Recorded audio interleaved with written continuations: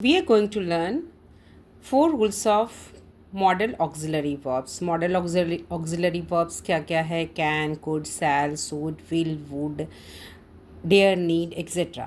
तो जब double modal auxiliary verbs को हम सेंटेंस में यूज़ कर रहे हैं तो जनरल सेंटेंस में ये यूज़ नहीं होता है। Double modal auxiliary verb general sentence में यूज़ नहीं होता है। एग्जाम्पल देखिए, he should must go there, ये सेंटेंस गलत हो जाएगा।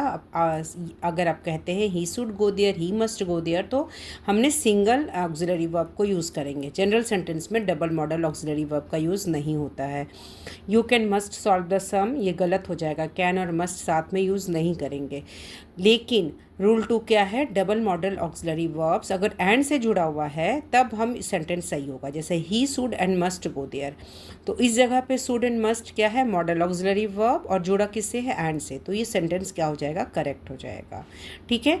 रूल 3 क्या है कि जब डबल मॉडल ऑक्सिलरी वर्ब का यूज़ हम सेंटेंस में एंड के साथ कर रहे हैं और उस सेंटेंस में मेन वर्ब और ऑक्सिलरी वर्ब दोनों हैं, तो मेन वर्ब का कौन सा फॉर्म होगा? वर्ब 1 होगा कि वर्ब 2 होगा कि वर्ब 3 होगा? ये डिपेंड करता है ऑक्सिलरी वर्ब्स पे।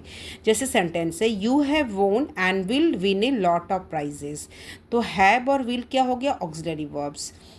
हैव के साथ वर्ब का 3 फॉर्म लगता है एंड विल के साथ वर्ब का 1 फॉर्म लगता है।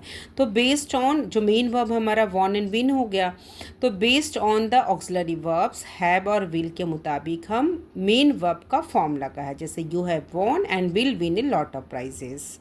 ठीक है।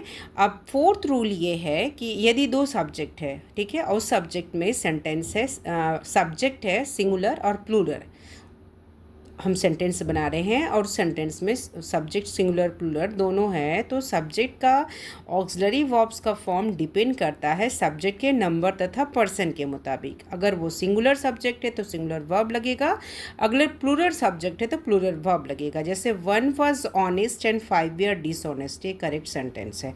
अगर ये हम कहते हैं 1 was honest and 5 was dishonest, तो गलत हो जाएगा, क्योंकि 5 क्या है? प्लूरल सब्जेक्ट है, तो वर्ब क्या लगेगा? प्लूरल वर्ब, वियर लगेगा। वाज कहेंगे तो ये गलत सेंटेंस हो जाएगा। 1 क्या है? सिंगुलर सब्जेक्ट, तो उसके साथ सिंगुलर वर्ब लगेगा, was. So 1 was honest and 5 were dishonest, ये करेक्ट सेंटेंस हो जाएगा। अगर 1 has failed and 6 have past, ये करेक्ट सेंटेंस होगा। 6 के साथ प्लूरल सब्जेक्ट है तो प्लूरल वर्ब लगेगा। 1 सिंगुलर है तो उसके साथ हैज़ लगेगा, सिंगुलर सब्जेक्ट के साथ सिंगुलर वर्ब।